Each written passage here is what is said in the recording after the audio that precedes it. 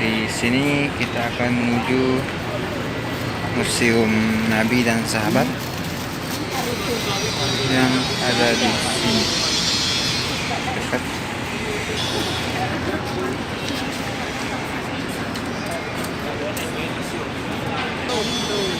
Oke.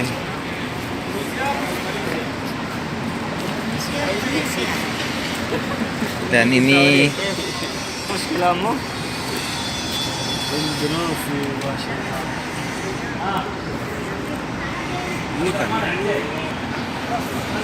Ma'rad artinya museum. Ashab. Tanya hak pintu tak perlu tak perlu.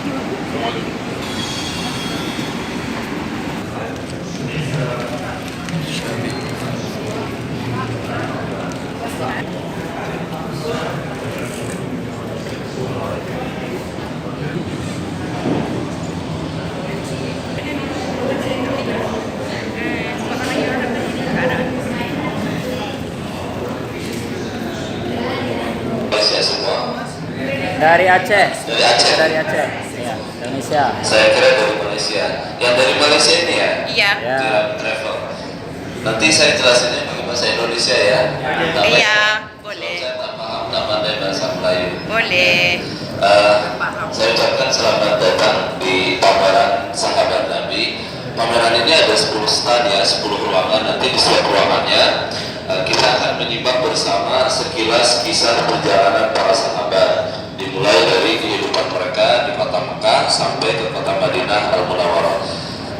Ini ruangan pertama yang ada di pameran ini. Di sini kita terlebih dahulu diberikan penjelasan definisi sahabat Nabi ya. Atau ya kita harus tahu dulu siapa sih yang dimaksud dengan sahabat Nabi itu. Nah ini keterangannya adalah bahasa Arab dan bahasa Inggris. Sahabat Nabi adalah orang-orang yang bertemu dengan Nabi Shallallahu Alaihi Wasallam, kemudian mereka beriman, ikut dengan Nabi dan meninggal dalam keadaan Islam. Itu adalah sahabat Nabi. Gitu.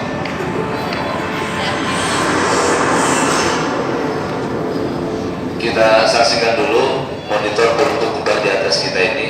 Ini menampilkan hadis Nabi yang menunjukkan salah satu keutamaan para sahabat.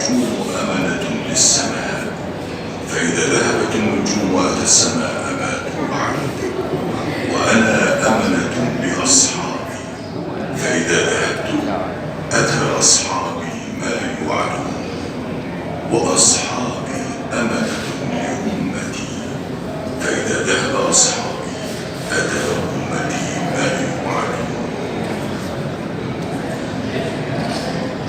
Kita lanjutkan ke ruangan berikutnya. Silakan ibu-ibu dulu.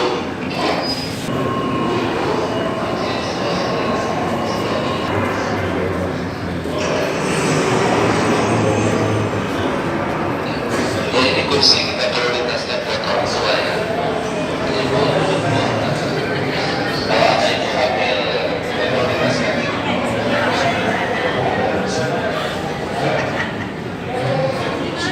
As-Siddiqun ya. Di sini kita akan mulai melihat bagaimana perjalanan para sahabat yang pertama kali masuk Islam.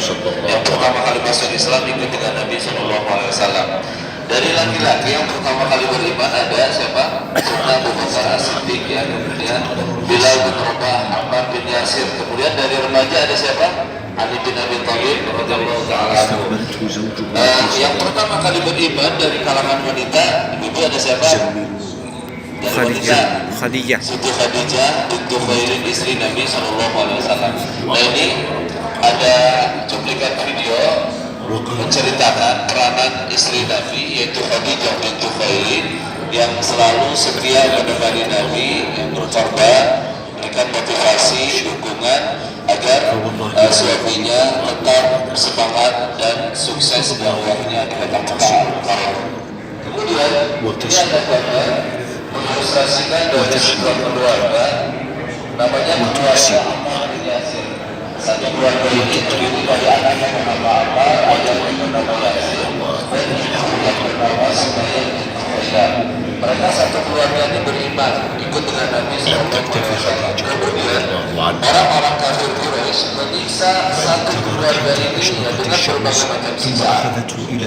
Sumayyah binti Khailah ini seorang ibu disiksa dengan tusukan tombak di tubuhnya sampai meninggal dunia.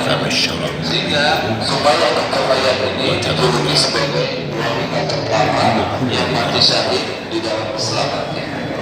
Kemudian Bapak Ibu, di gambar selanjutnya, siksaan-siksaan dari orang kafir Quraisy itu rupanya tidak hanya dirasakan para sahabat saja ya, bahkan sempat dirasakan oleh Nabi SAW.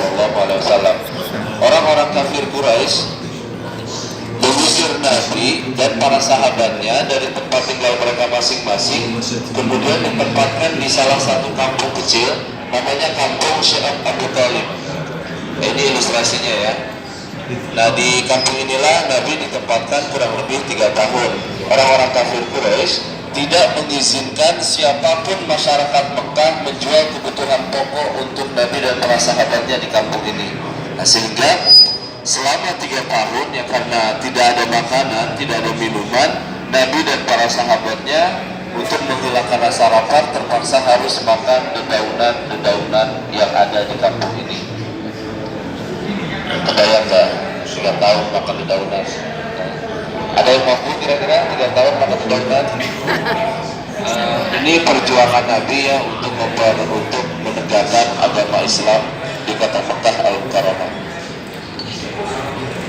Sebelum saya lanjutkan, barangkali mau foto-foto dulu, ambil gambar, silakan. Ada yang foto-foto dulu? كان أبو بكر رضي الله عنه صاحب النبي في رحلته من مكة إلى المدينة ليشهد معه بعد ذلك المشاهد الكبرى. كان النبي صلى الله عليه وسلم دائما ما يوثق أسبقية صاحبه أبي بكر الصديق ويثني عليه فيقول: Ruangan ketiga. Sini.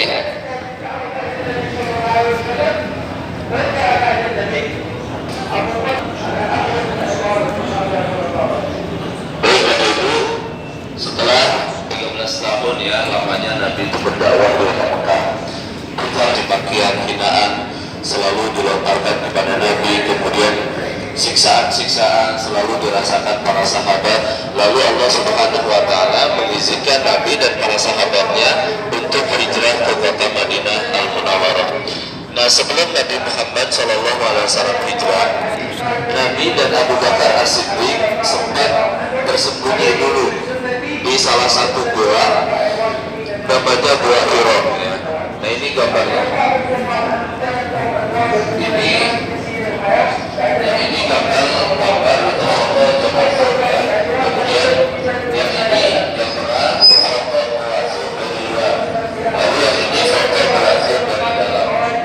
Ini posisi gua ini ada di puncak gunung. Jadi dulu ketika orang-orang kafir Quraisy berencana menangkap untuk membunuh Nabi, Nabi Sallallahu Alaihi Wasallam dan Abu Bakar sampai sembunyi dulu di gua ini selama 3 hari 3 malam. Ya.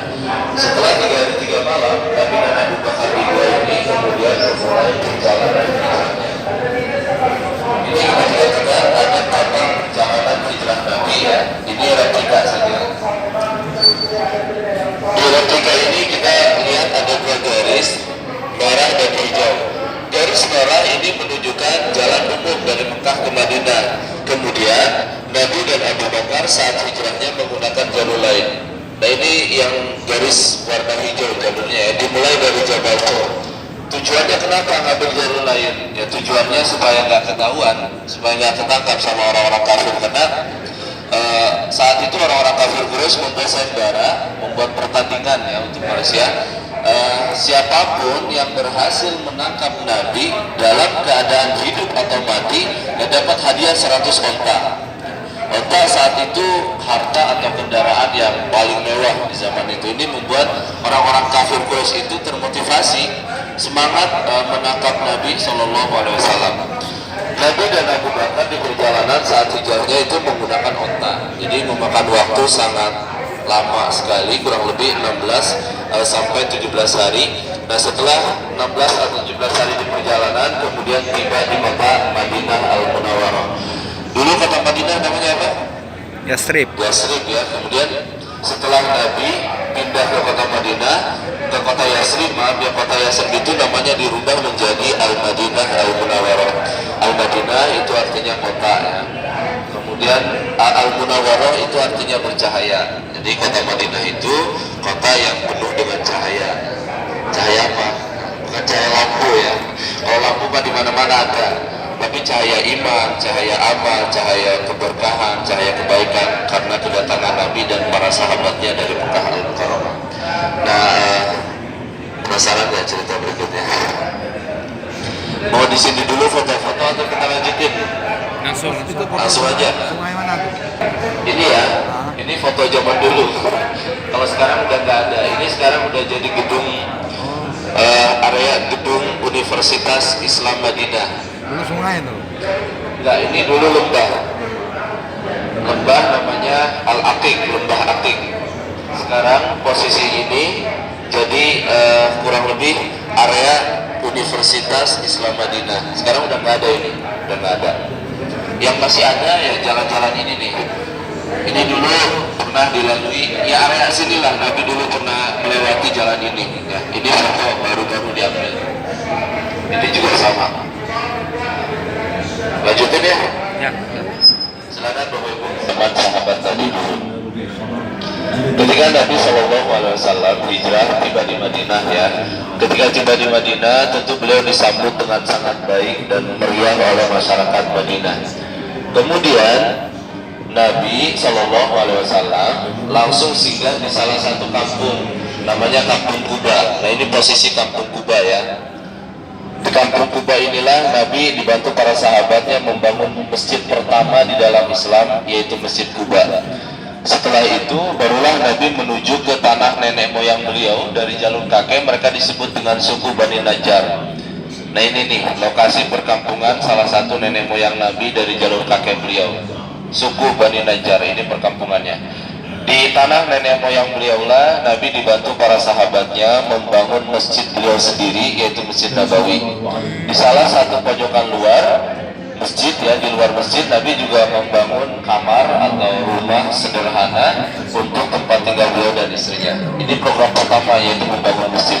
Program keduanya adalah Al-Mu'akhad, mempersaudarakan atau mengikat persaudaraan antara kaum Muhajirin, sahabat asli Mekah ya, dengan kaum Ansor, sahabat asli Madinah begitu.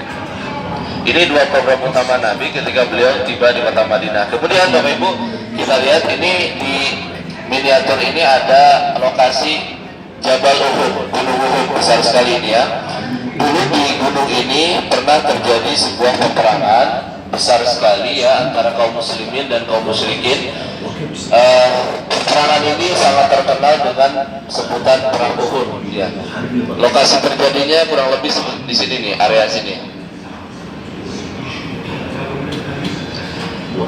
Nah di ruangan berikutnya, di ruangan kelima kita akan masuk ke bioskopnya, kita nonton cuplikan video Perang Uhud.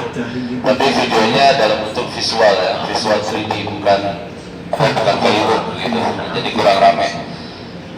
Kita langsung masuk atau mau foto-foto dulu? Memang butuh macam zaman dulu ya. Masuk ke ruangan kelima di sini ya.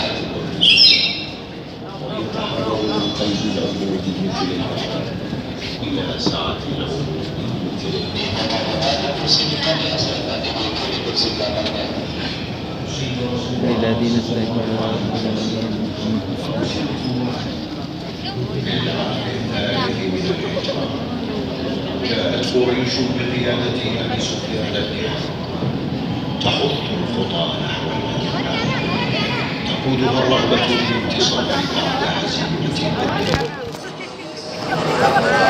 سار الجيش نحو المدينة عبر الوادي في العام الثالث من الهجرة. جاءت قريش بقيادة أبي سفيان بن حرب تحط الخطى نحو المدينة تقودها الرغبة للانتصار بعد هزيمة بدر. وسار الجيش نحو المدينة عبر الوادي العقيق ب3,000 مقاتل منهم 100 فارس حتى وصلت مقدمتهم إلى جبل عينين في منطقة وفي المدينة شاور النبي صلى الله عليه وسلم أصحابه بالخروج إلى أحد أو القتال في المدينة، فاستقر الرأي على المسير نحو أحد. تحرك الجيش المسلم وقوامه 1000 مقاتل نحو منطقة أحد، وانخذل في الطريق من المنافقين 300 مقاتل بقيادة عبد الله بن أبي بن سلول، وبقيادة نبوية فلة. عسكر النبي صلى الله عليه وسلم جاعلا جبل أحد خلفه وجيش المشركين أمامه، فحمى ظهر المسلمين وميمنتهم بجبل. واختار النبي صلى الله عليه وسلم الرماة الماهرين، فأمرهم بالصعود على جبل عينك لحماية ميسرة المسلمين وظهرهم، وأمرهم بعدم النزول من الجبل. تقارب الجمعان وتدارت الفئتان، وآلت مرحلة القتال، وبدأت المبارزة، فظهر تفوق جيش المسلمين ولاحت أنوار الانتصار، وتزعزعت قريش حتى ولت هاربة. رأت جيش المشركين فنزل منهم لجمع الغنم، وخالفوا أمر الرسول صلى الله عليه وسلم، فوقعت حكمة الله وتقديره. وفي هذه الأثناء لمعت فكرة العودة لدى قائد فرسان المشركين خالد بن الوليد، فالتفت من خلف جبل الرماة وانقض على مؤخرة جيش المسلمين، فوقع القتل حتى استشهد 70 من الصحابة رضي الله عنهم. وأشيع بأن النبي صلى الله عليه وسلم قد قتل، وانسحب الجيش المسلم نحو الشام. وأصيب رسول الله صلى الله عليه وسلم فكسرت رواحته وشج وجهه وكلمت شفته، فقال بقلبه الرحيم: اللهم اغفر لقومي فإنهم لا يعلمون. استبسل الصحابة في الدفاع عن النبي صلى الله عليه وسلم، وسجل التاريخ صفحات للتضحيات والفداء لرسول الله صلى الله عليه وسلم. انسحب جيش المشركين تاركين أرض المعركة، لم يحققوا أهدافهم، راجعين إلى مكة. في هذه الميادين يحكي التاريخ قصص البطولة، وتظهر رحمة النبي صلى الله عليه وسلم وشجاعته وحكمته، تتجلى عناية الله. وعند أحد نتذكر حديث النبي صلى الله عليه وسلم: جبل يحبنا ونحبه. Videonya sudah selesai, kita lanjutkan ke berikutnya. Silakan. وسار الجيش نحو المدينة عبر وادي العقيق ب3,000 حتى وصلوا إلى جبل وفي المدينة والنبي صلى الله عليه وسلم أصحابه بالخروج فاستقر الرأي على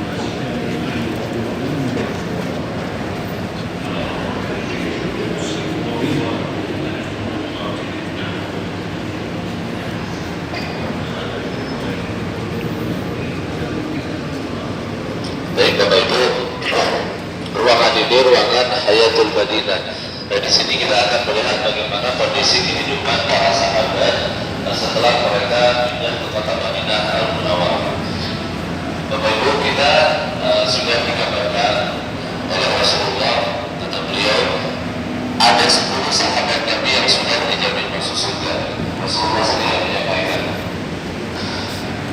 Nah, di antara 10 orang itu ada 7 orang di antara sahabat-sahabat yang sudah dijamin masuk surga, dan mereka orang kaya raya, berhasil mengembangkan perekonomian di kota Madinah. Ini nama-namanya. Pertama ada Sayyidina Abu Bakar As-Siddiq, kemudian Umar bin Khattab, Utsman bin Affan, sampai Sa'ad bin Abi Waqqas radhiyallahu ta'ala anhu. Jadi sahabat-sahabat ini sudah dijamin masuk surga. Selama hidup di dunia mereka juga banyak harta, orang kaya, tapi harta mereka semua digunakan di jalan Allah Subhanahu wa taala ya.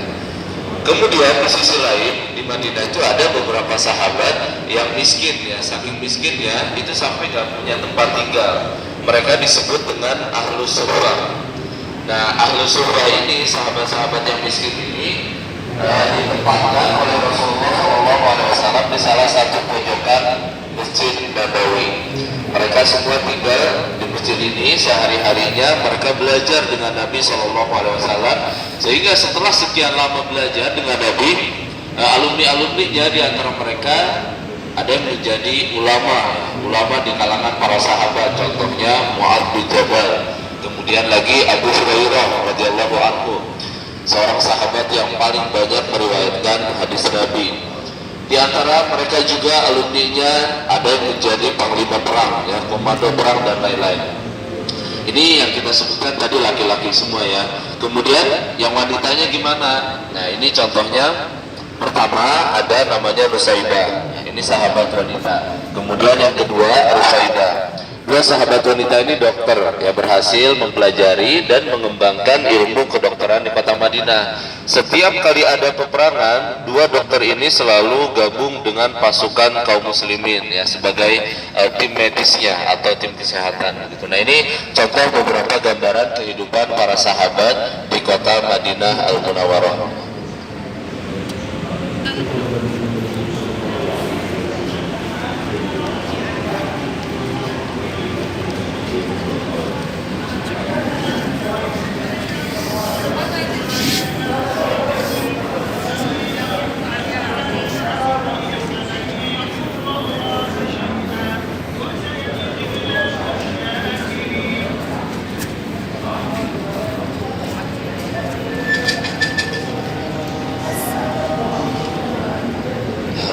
Ini ruangan Wadaul Habib yang menceritakan detik-detik terakhir pertemuan para sahabat dengan Nabi Shallallahu Alaihi Wasallam. Setelah kurang lebih 23 tahun Nabi berdakwah ya, 13 tahun berdakwah di kota Mekah dan 10 tahun di kota Madinah Al-Munawwarah. Di usia Nabi yang ke-63 tahun beliau menghembuskan nafas terakhirnya, beliau wafat. Sebelum Nabi meninggal dunia, Nabi sempat sakit ya. Selama sakitnya Nabi dirawat oleh Aisyah radhiyallahu anha, istri beliau sendiri. Bahkan hari Kamis saat itu tanggal 8 Rabiul Awal, Nabi sakit parah ya, sampai pingsan berkali-kali. Kemudian ketika sadar lagi, Nabi tidak bisa menjadi imam di Masjid Nabawi karena sakitnya yang begitu parah. Akhirnya Nabi meminta kepada Sayyidina Abu Bakar As-Siddiq untuk menjadi imam mengganti Nabi di Masjid Nabawi. Sebelum Nabi meninggal dunia, beliau juga sempat berbincang dengan putri beliau, yaitu Fatimah radhiyallahu anha. Fatimah saat itu sangat khawatir dengan kondisi kesehatan ayahnya yang semakin hari semakin memburuk. Fatimah berkata kepada ayahnya, "Ayahku, musibah apa lagi nih akan ayah terima setelah ini? Kenapa ayah nggak sembuh-sembuh?" Fatimah sudah khawatir. Lalu Rasulullah menenangkan putri beliau, "Fatimah, putriku, kamu tidak perlu khawatir nak, ya, karena setelah ini tidak akan ada lagi musibah yang akan menimpa ayah." Ini sebenarnya sebuah isyarat bahwa ajal Nabi itu sudah dekat. Hari Senin tanggal 12 Rabiul Awal tahun 11 Hijriah, di usia Nabi yang ke-63 tahun, tepat di pelukan Aisyah radhiyallahu anha, istri beliau, Nabi Shallallahu Alaihi Wasallam menghembuskan nafas terakhirnya sambil mengangkat tangan ke atas langit dan mengucapkan Firrafiqil A'la, Firrafiqil A'la. Kemudian tangan beliau terjatuh dan perlahan-lahan ruh mulia Nabi Muhammad itu keluar dari jasadnya. Kemudian tersebar di kalangan para sahabat kabar bahwa Nabi sudah meninggal dunia. Para sahabat saat itu sangat terpukul dengan informasi ini. Berat rasanya menerima kenyataan bahwa Nabi sudah meninggal dunia.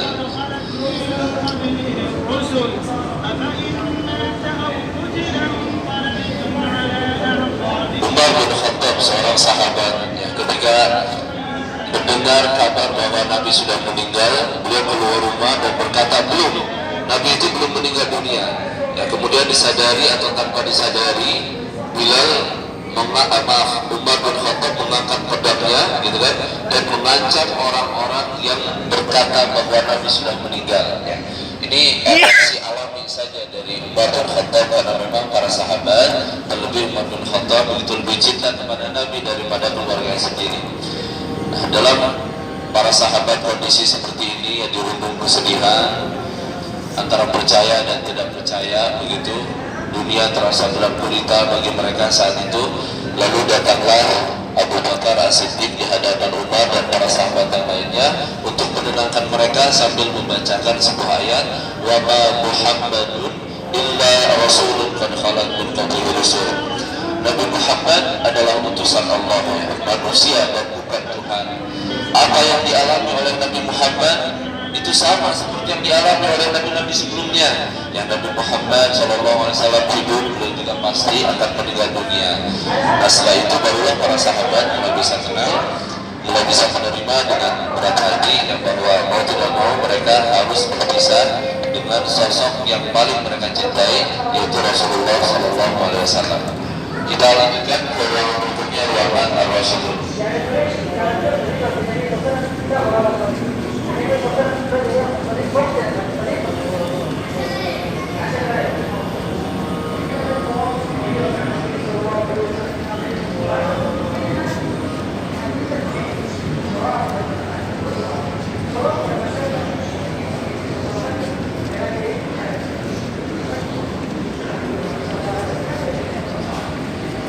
Nah, setelah Nabi SAW meninggal dunia, kepemimpinan Islam langsung dipegang oleh Khulafaur Rasyidin yang 4, ya. Ada Sayyidina Abu Bakar As-Siddiq, Umar bin Khattab, Utsman bin Affan, dan Ali bin Abi Thalib radhiyallahu ta'ala anhum.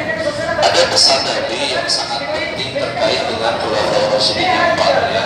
Apa sih pesannya? Ini sabda Nabi sallallahu alaihi wasallam, beliau berkata, Nabi bersabda, "Alaikum bi sunnati." Kalian wahai umatku, kata Nabi, pegang teguhlah sunnahku, jalan hidupku, wa sunnatul khulafai rasyidin, dan pegang teguhlah sunnah atau jalan hidup khulafai rasyidin yang 4, Abu Bakar, Umar, Utsman, dan Ali bin Abi Thalib radhiyallahu anhum. Kenapa kita harus memegang teguh jalan hidup atau sunnah khulafai rasyidin? Karena al-mahdiyyin, mereka itu sudah mendapatkan petunjuk dari Allah Subhanahu wa taala. Kemudian ini ada monitor menampilkan hadis-hadis Nabi yang menjelaskan keutamaan Khulafaur Rasyidin yang 4. Ini yang pertama di sebelah kanan saya, keutamaan Abu Bakar As-Siddiq, ya. Kemudian yang ini keutamaan Umar bin Khattab. Selanjutnya yang ini keutamaan Utsman, yang terakhir keutamaan Ali bin Abi Thalib. Sebagai contoh saja saya akan sebutkan satu, ya. Yang mana? Maunya yang mana? Pilih yang mana? Yang ini, yang Umar. Nah, ini hadisnya, ya. Keutamaan Umar. Nabi SAW bersabda di hadapan Umar, demi Allah, kalau seandainya ini kamu sedang berjalan, nah di jalan yang sama itu ada setan, maka setan akan lari, kabur, menghindar karena takut kepada Umar bin Khattab radhiyallahu anhu. Masya Allah, luar biasa, ya. Ini di zaman sahabat Nabi dulu setan takut sama manusia. Ini buktinya kata Nabi, setan itu takut sama Umar, gitu kan. Kalau zaman sekarang gimana? Teman. Mungkin bisa sebaliknya kalau zaman sekarang, ya. Tapi yang lebih parah lagi nih kalau ada bapak-bapak yang takut sama istrinya. Manusia takut sama setan, ya normal lah, gitu kan. Maaf bercanda, ya. Kita lanjutkan ke ruangan 9, ruangan Al-Fatihah.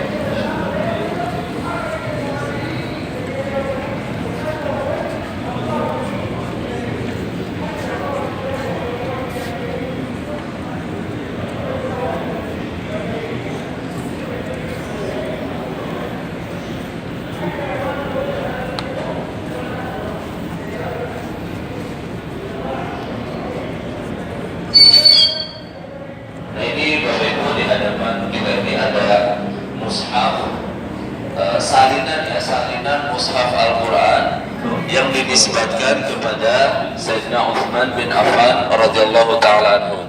Ini salinannya saja ya. Kalau yang aslinya yang langsung ditulis oleh Utsman bin Affan itu ada di salah satu museum di Turki, tapi sudah rusak karena memang sudah terlalu tua ya. Ini salinannya lengkap 30 juz. Kemudian yang 2 halaman ini tempatnya surat Al-Kahfi. Kurang lebih seperti inilah gambaran Al-Quran yang dulu ditulis oleh Sayyidina Utsman bin Affan radhiyallahu taala.